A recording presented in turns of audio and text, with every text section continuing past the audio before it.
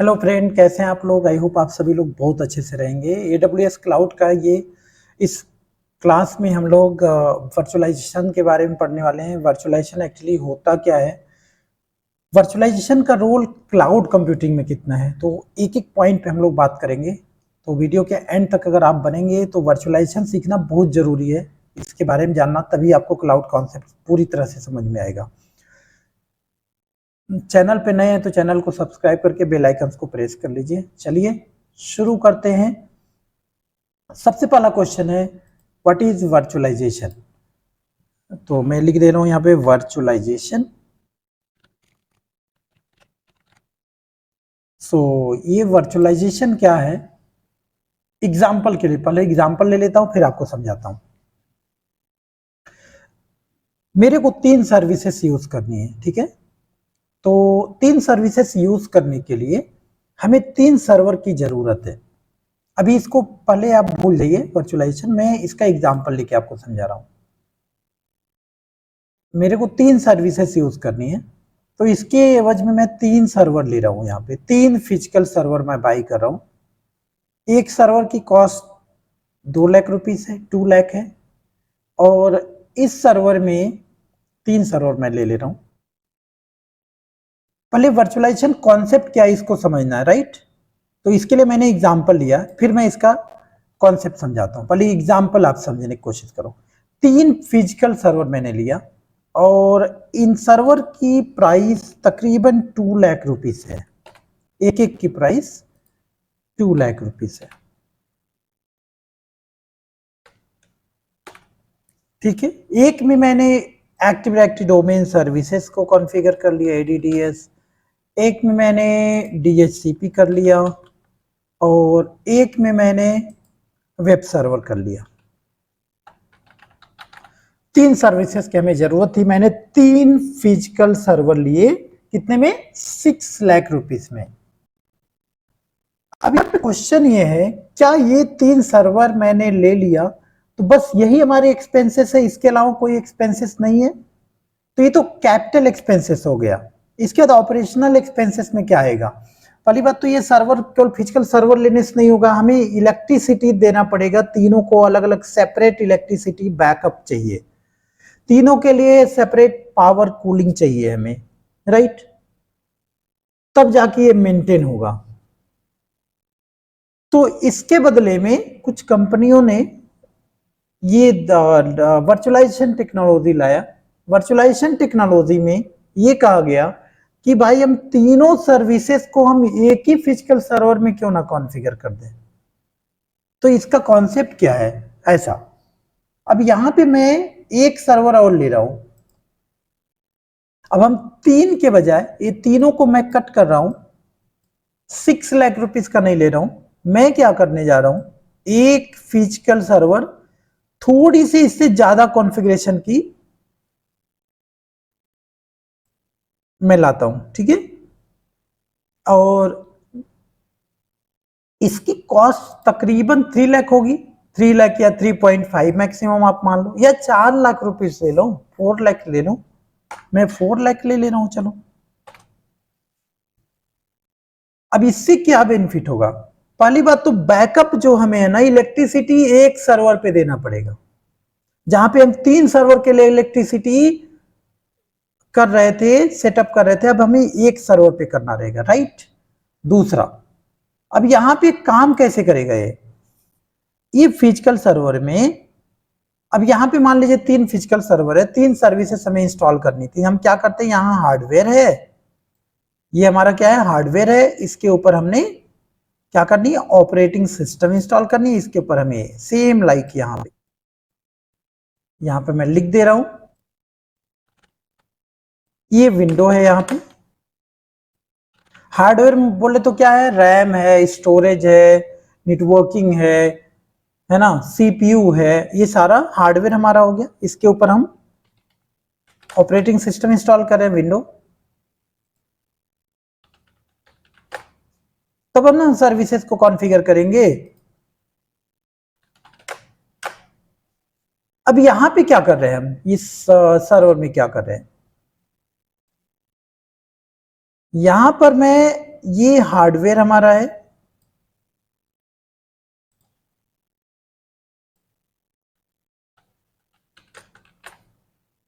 Hardware के ऊपर मैं विंडो नहीं इंस्टॉल करूंगा। अब ध्यान दीजिए, यहां पे हमें विंडो नहीं करनी है, यहां पे हमें विंडो की जगह पे फर्मवेयर करनी है। मतलब एक हाइपरवाइजर सॉफ्टवेयर होता है जिसको हम वर्चुअलाइजेशन बोलते हैं। हाइपरवाइजर क्या करता है, वर्चुअलाइजेशन प्लेटफॉर्म प्रोवाइड करता है। वर्चुअलाइजेशन क्या होता है अब यहां समझ में आ जाएगा आपको। तो यहां पे हमने क्या करनी है, हाइपरवाइजर इंस्टॉल करनी है। हाइपरवाइजर क्या प्रोवाइड करेगा, वर्चुअलाइजेशन कैसे प्रोवाइड करेगा। हाइपरवाइजर जब हम इंस्टॉल करेंगे तो ये क्या करेगा, यहां पर एक वर्चुअल स्विच बनाएगा। ध्यान दीजिएगा, यहां पे एक वर्चुअल स्विच बना देगा हमारे लिए।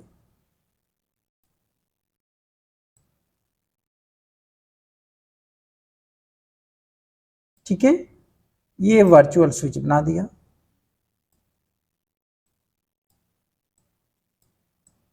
इसके पोर्ट 120 पोर्ट से लेके और बहुत सारे पोर्ट, मतलब मिनिमम 120 पोर्ट का स्विच ये बनेगा, ऑटोमेटिक बनेगा। अब ये क्या है, यहां पे हमारे पास एक क्या है, फिजिकल एनआईसी पोर्ट है जो कि हमारे फिजिकल स्विच में कनेक्टेड है। ठीक है, ये फिजिकल स्विच है हमारा। अब क्या करेगा ये, इस फिजिकल एनआईसी पोर्ट से, मतलब फिजिकल स्विच बोलेंगे ना, फिजिकल एनआईसी मतलब फिजिकल स्विच से कनेक्ट है, तो फिजिकल स्विच से और वर्चुअल स्विच कनेक्टिविटी यहां हो जाएगा, कनेक्शन बिटवीन, यहां पे लिख देंगे हम। ये कैसे काम करता है ध्यान दीजिए, connection between, connection between physical switch to virtual switch, V switch लिख दीजिए, राइट। और अभी क्या होगा, यहां से हम बहुत सारे वर्चुअल मशीन बना सकते हैं। यहां पे हम वर्चुअल मशीन 1 बनाए, यहां पे एक मशीन और बनाए, और यहां पे एक मशीन और हमने बना दिया, 3 मशीन हमने बना दिया। ठीक है, और एक में हमने इंस्टॉल किया, इसमें हमने इंस्टॉल किया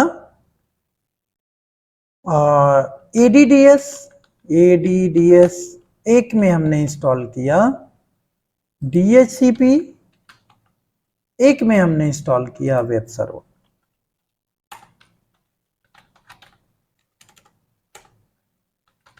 वेब सर्वर, राइट। एडवांटेज क्या है यहां पे समझना आप।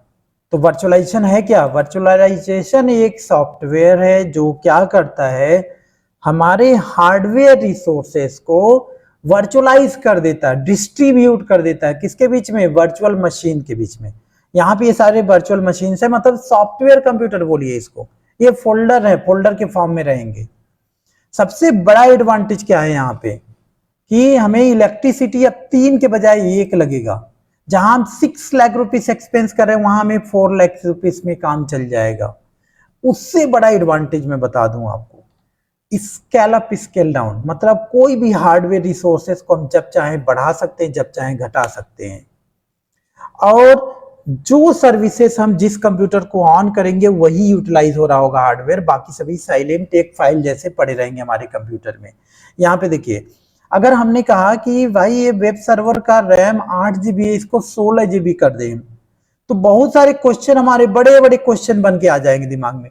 सबसे पहला क्वेश्चन आएगा, क्या ये 8 GB वाला सर्वर हम 16 GB अपग्रेड कर पाएंगे कि नहीं, कॉम्पैटिबल है कि नहीं है। कोई जरूरी थोड़ी है जितना आप चाहो जब चाहो जब हार्डवेयर इंक्रीज कर दो, डिपेंड करता है वो मदरबोर्ड सपोर्ट भी करेगा, सपोर्ट करेगा या नहीं करेगा। अगर सपोर्ट करेगा तब तो ठीक है, तो फिर पैसे भी तो लगेगा। पता चला 4 दिन के लिए आपने अपग्रेड करनी है 16 GB, 4 दिन के लिए चाहिए, फिर हमें 8 GB से काम चल जाता, फिर आपका पैसा तो हमेशा के लिए लग गया।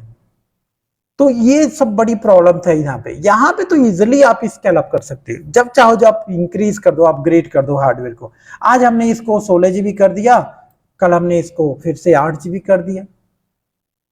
ठीक है, ये सबसे बड़ा एडवांटेज यहाँ पे है। कंपैटिबिलिटी की कोई प्रॉब्लम नहीं, बशर्ते यस हार्डवेयर में जो हमारा ये फिजिकल हार्डवेयर इस सर्वर का ये पावरफुल होना चाहिए, हाई कॉन्फ़िगरेशन का होना चाहिए, तो ये डिस्ट्रीब्यूट कर देगा सर्विसेज को, जब चाहो जब अपग्रेड या डाउनग्रेड कर सकते हो उसको।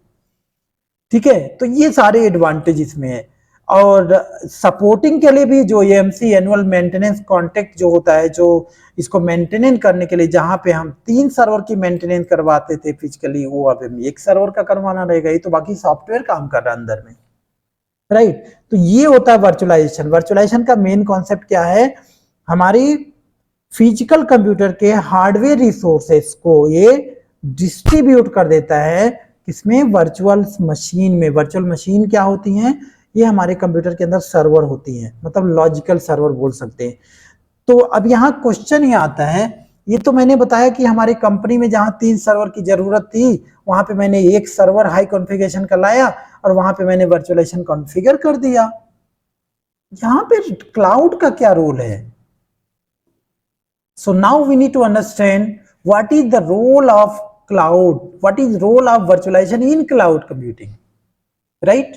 तो इसके लिए आप समझते हैं। तो ये आई होप आपको इसका डाउट क्लियर हो गया होगा। मैं बता दूं आपको 2 चीजें समझो। वर्चुअलाइजेशन का नेटवर्किंग अगर हम देखें और ट्रेडिशनल नेटवर्किंग अगर हम देखें, ट्रेडिशनल नेटवर्किंग में क्या होता था, हमें एक राउटर लेना रहता था, इस राउटर से हमारे स्विचेस कनेक्ट होते थे, स्विचेस से हमारे कंप्यूटर्स। यहाँ उल्टा होता है, पहले हमारे वर्चुअल मशीन रहते हैं, इससे यहाँ पे क्या होता है, ये फिजिकल स्विच होती है, फिर यहाँ से राउटर, पहले मशीन फिर स्विच फिर राउटर, ऐसे काम करता है। तो वर्चुअलाइजेशन टेक्नोलॉजी बहुत इजी है और इसीलिए क्लाउड कंप्यूटिंग में इसका रोल आया। अगर हम देखें क्लाउड कंप्यूटिंग की जनरेशन की, क्लाउड कंप्यूटिंग की उत्पत्ति, तो कहीं ना कहीं पहले वर्चुअलाइजेशन आया, फिर वर्चुअलाइजेशन को रोल देख के हम क्लाउड में सोचने लगे, क्लाउड के बारे में। वर्चुअलाइजेशन अगर नहीं रहता तो क्लाउड पॉसिबल ही नहीं था, ये जान लो। तो हम अगर क्लाउड की सबसे बड़ी विशेषता बताते तो उसमें वर्चुअलाइजेशन का बहुत बड़ा रोल है। तो चलो हम बताते हैं क्लाउड में इनका क्या रोल है। मैं स्क्रीन को क्लियर कर देता हूं। यहाँ पे क्लाउड कंप्यूटिंग में, इससे पहले मैं बता चुका हूं आपके इससे पिछले वाले वीडियोस में, कि अगर AWS के ग्लोबल इंफ्रास्ट्रक्चर में आप जाओगे तो वहां पे क्या क्या देखने को मिलेगा आपको, रीजन मिलेगा। रीजन के अंदर क्या होते हैं, रीजन के अंदर हमारे अवेलेबिलिटी जोन होते हैं, अवेलेबिलिटी जोन के अंदर डाटा सेंटर होते हैं, डाटा सेंटर के अंदर हमारे ढेर सारे सर्वर्स रखे होते हैं। अब ये सर्वर किस फॉर्म में रहते हैं, इनके बारे में मैं दिखाता हूं आपको। पहले ऐसा रहेगा, पहले ये हमारा क्या हो गया, एक रीजन हो गया। इस रीजन में क्या होता है, अवेलेबिलिटी जोन होता है। लो यहां पे एक अवेलेबिलिटी जोन हमने बना लिया, और इस अवेलेबिलिटी जोन में हमारा डाटा सेंटर है, और इस डाटा सेंटर में हमारे सर्वर्स रखे होते हैं, स्टोरेज रखे होते हैं, कूलिंग डिवाइसेस रखे होते हैं, ये सारी चीजें इस डाटा सेंटर में होते हैं। सर्वर किस फॉर्म में रहते हैं मैं बता दूं, इसके अंदर रैक्स बने होते हैं, सर्वर रैक्स बोलते हैं इसे, ठीक है। ये सेपरेट सभी सर्वर रैक्स होते हैं, और इन सर्वर रैक्स के अंदर हमारे फिजिकल सर्वर्स रखे हुए हैं। यहां पे हमारे फिजिकल सर्वर्स रखे हुए हैं। सपोज करो ये एक सर्वर है यहाँ पे। अब हम लोग क्या करते हैं, ये AWS के पोर्टल के माध्यम से, ये इंटरनेट से कनेक्टेड है, तो इंटरनेट के माध्यम से AWS पोर्टल हम लॉगिन करते हैं, कहीं से कंप्यूटर से, अपने लैपटॉप से या मोबाइल से, कैसे भी हम कनेक्ट कर सकते हैं। यहां हम आते हैं और इस फिजिकल सर्वर के अंदर हम अपना वर्चुअल मशीन बनाते हैं।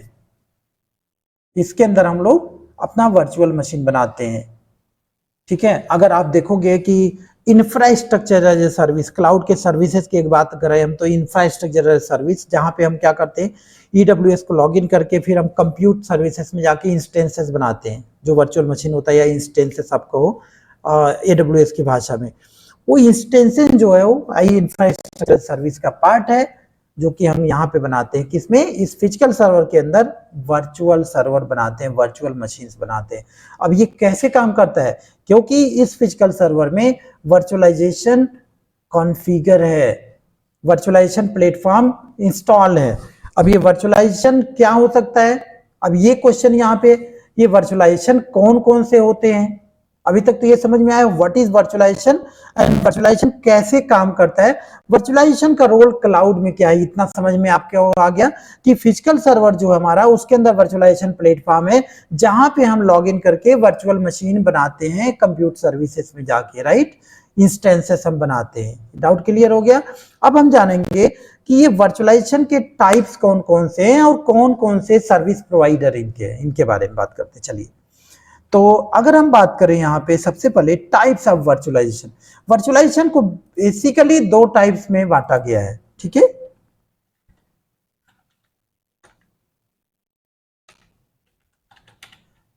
वर्चुअलाइजेशन को दो पार्ट्स में, दो कैटेगरी में बांटा गया है, type 1 virtualization and type 2 virtualization. Virtualization hypervisor इसको हम बोलते हैं, यहाँ पे बेसिकली हम हाइपरवाइजर के नाम से जानेंगे।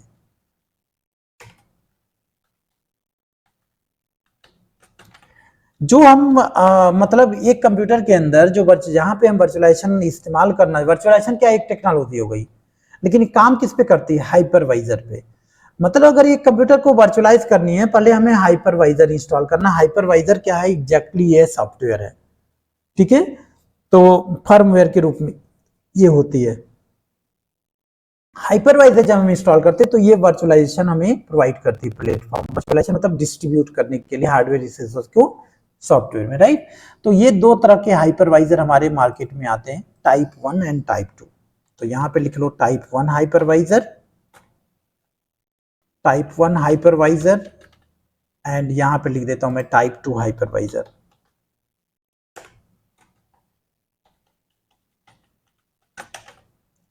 टाइप 1 हाइपरवाइजर अगर हम बात करेंगे तो ये जो होता है direct can be install on hardware, directly can be installed on hardware. Hardware के ऊपर डायरेक्ट इंस्टॉल हो जाएगा ये, ठीक है। एग्जाम्पल के लिए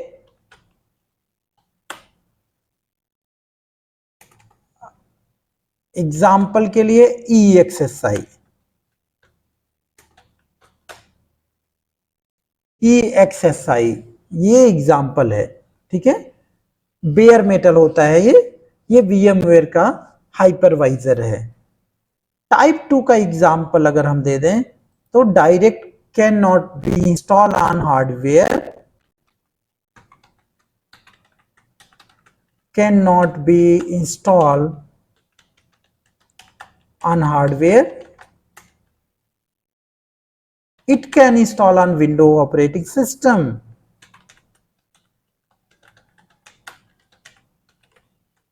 Windows OS, किसी भी विंडो ऑपरेटिंग सिस्टम के ऊपर हम इसको इंस्टॉल करते हैं। एग्जाम्पल के लिए बेस्ट एग्जाम्पल VMware वर्कस्टेशन। बहुत सारे लोग आप में से VMware वर्कस्टेशन पे काम किए होंगे, अगर नहीं किए होंगे तो अब तक अगर आप हमारा सीरीज देखते आ रहे हो, सर्वर, विंडो सर्वर चाहे जो भी, तो आपको मालूम चल गया होगा वर्चुअलाइजेशन VMware वर्कस्टेशन पे कैसे काम करते हैं, ठीक है।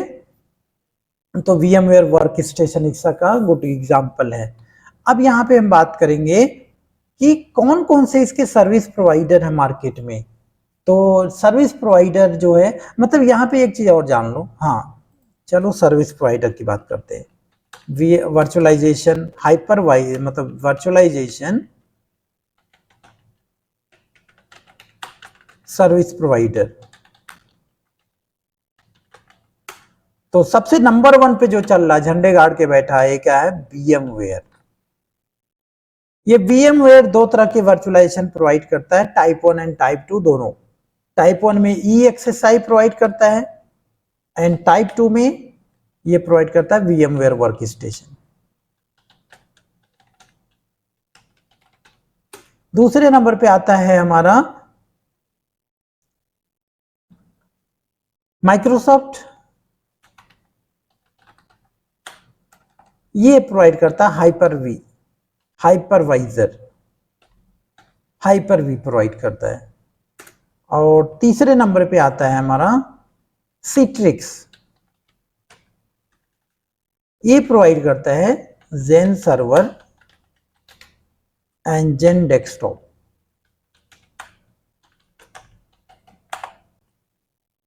ठीक है, और ये टाइप 2 में और भी कुछ है, VMware वर्क स्टेशन है, फिर ओरेकल बॉक्स है, ओरेकल बॉक्स आता है, इस पे भी आप वर्चुअलाइज कर सकते हो, और भी बहुत सारे हैं प्लेटफॉर्म। ठीक है, तो अगर हम रियल में इंडस्ट्री में बात करेंगे, जो हमारा क्लाउड के अंदर जो हमारे हार्डवेयर मशीन में वर्चुअलाइजेशन वो सभी यही है, टाइप 1 वर्चुअलाइजेशन होते हैं। ध्यान देना, ये टेस्टिंग के लिए हम लोग यूज करते हैं, नॉर्मली रियल ऑर्गेनाइजेशन में इसका यूज कम होता है। हमें टाइप 1 वर्चुअलाइजेशन जो डायरेक्ट ऑपरेटिंग सिस्टम जैसे काम करेगा, ठीक है, डायरेक्ट हमारे हार्डवेयर पे इंस्टॉल हो जाएगा, फर्मवेयर होता है, राइट। तो आई होप आपका डाउट क्लियर हो गया होगा कि ये वर्चुअलाइजेशन क्या होता है, वर्चुअलाइजेशन कैसे काम करता है, वर्चुअलाइजेशन का रोल हमारे क्लाउड एनवायरनमेंट में क्या है, चाहे वो कोई भी क्लाउड हो, ठीक है, AWS का क्लाउड हो या माइक्रोसॉफ्ट का क्लाउड हो, ठीक है, अमेजोन का हो या माइक्रोसॉफ्ट का एज्योर हो, हर जगह वर्चुअलाइजेशन प्लेटफॉर्म। डाटा सेंटर में है क्या, सर्वर है, उसके अंदर सभी वर्चुअलाइज है। ठीक है, अगर हम देखें, अगर देखना चाहें आप तो यहाँ पे AWS हाइपरवाइजर लिखो, हाइपरवाइजर नेम कौन है, AWS का हाइपरवाइजर यहाँ पे दिख जाएगा आपको। ये सभी हाइपरवाइजर के बारे में दे रखा है यहाँ पे, type 1 type 2, what is cloud hypervisor. यहाँ पे ये देखिए, ये रहा nitro, AWS nitro, a combination of dedicated hardware and lightweight hypervisor। तो अलग अलग कंपनी के अलग अलग वर्चुअलाइजेशन है। अब कोई जरूरी नहीं है कि जो AWS क्लाउड के अंदर, डेटा सेंटर के अंदर सभी यही रहेगा, अलग अलग भी हो सकते हैं, इसके अलावा भी और भी हो सकते हैं, कई सारे हो सकते हैं। ठीक है, VMware भी हो सकता है। ठीक है, तो ये डिपेंड करता है। तो बस इस वीडियो में इतना ही, इस क्लास में। आई होप आपको समझ में आया होगा। Thank you so much.